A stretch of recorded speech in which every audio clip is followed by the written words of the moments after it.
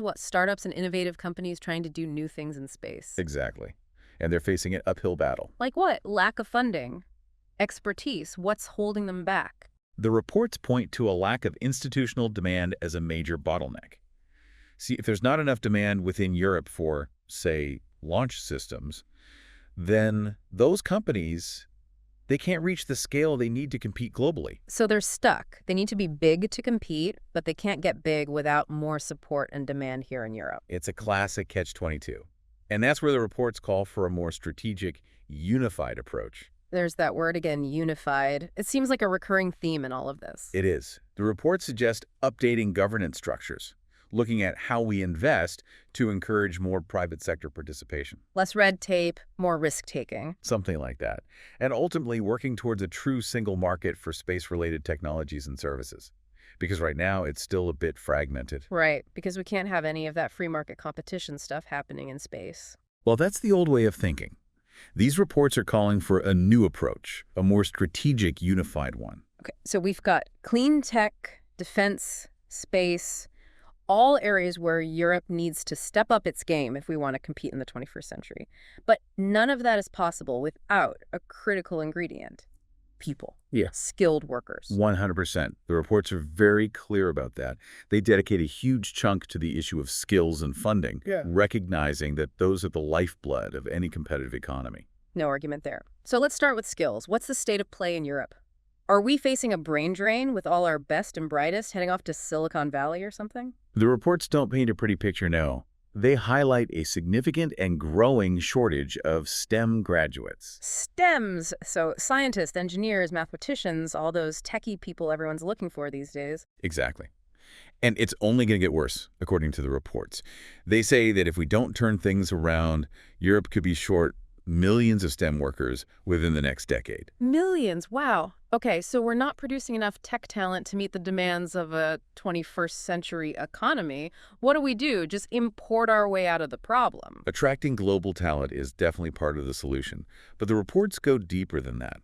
They call for a fundamental shift in how we approach education and skills development as a whole. Okay, I'm listening. What needs to change? It's about being more strategic, more forward-looking, anticipating future needs, not just reacting to current shortages.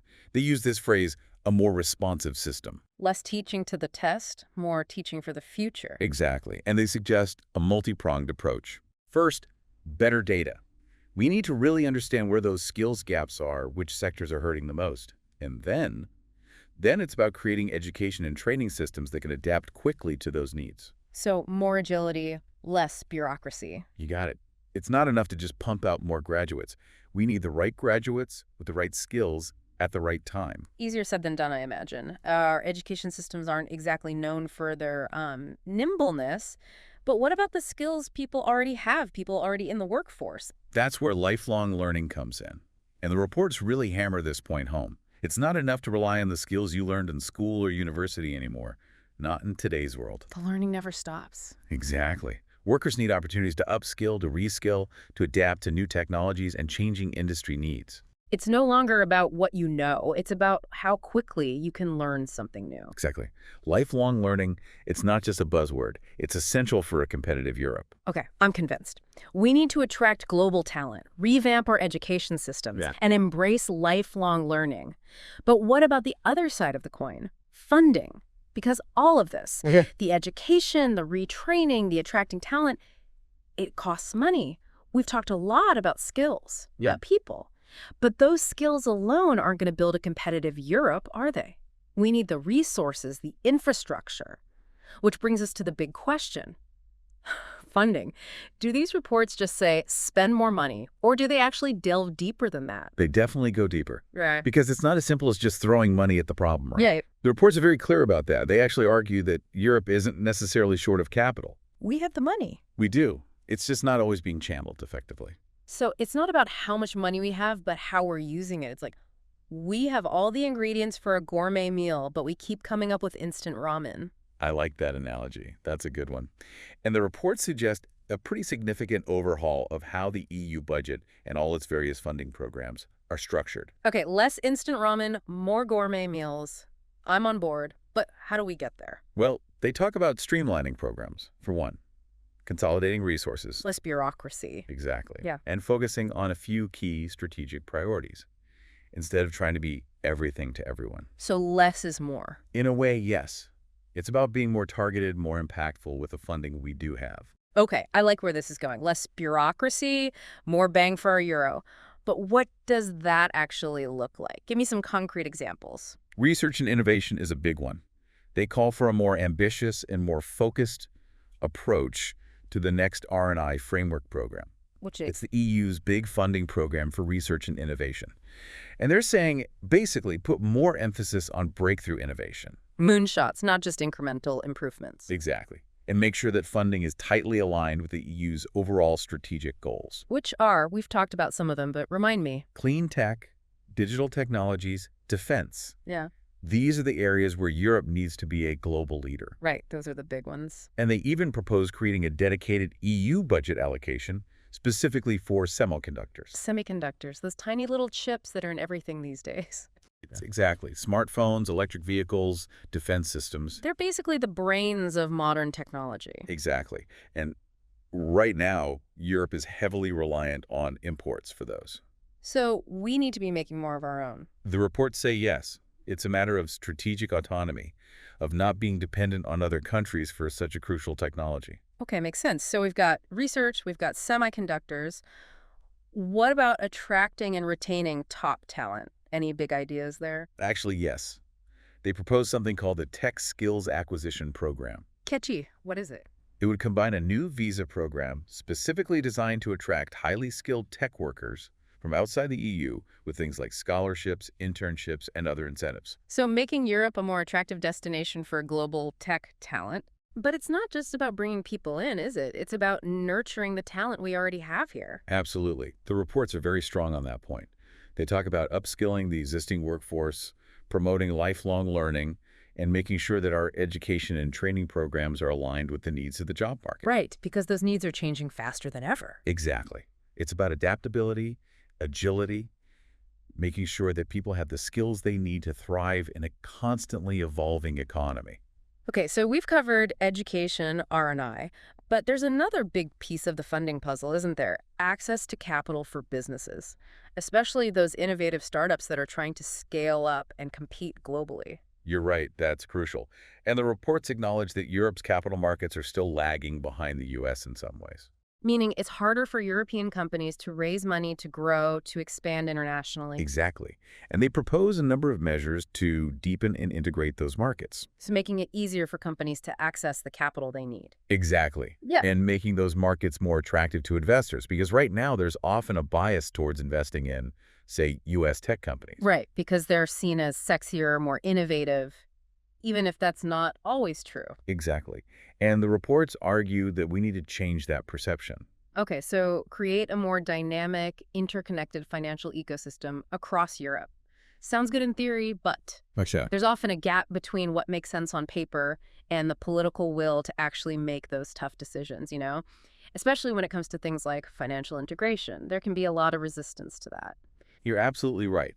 And this is where the reports get really interesting, because they go beyond the usual recommendations and put forward some bolder, more ambitious ideas. Okay, I'm intrigued.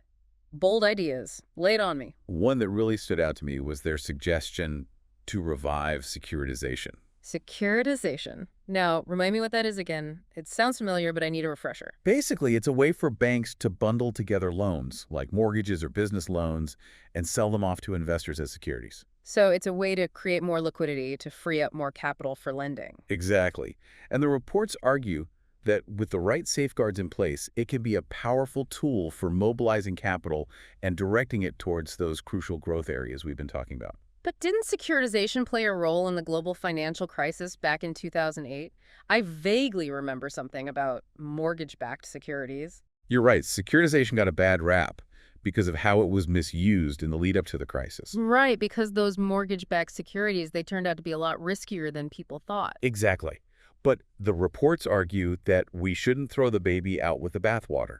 With the right regulations, the right oversight, securitization can be a valuable tool. Okay, so it's not inherently bad. It's all about how it's implemented and regulated. Makes sense. What other bold ideas do these reports propose? The biggest one, The one with the potential to be a real game changer is their proposal for something called common safe assets.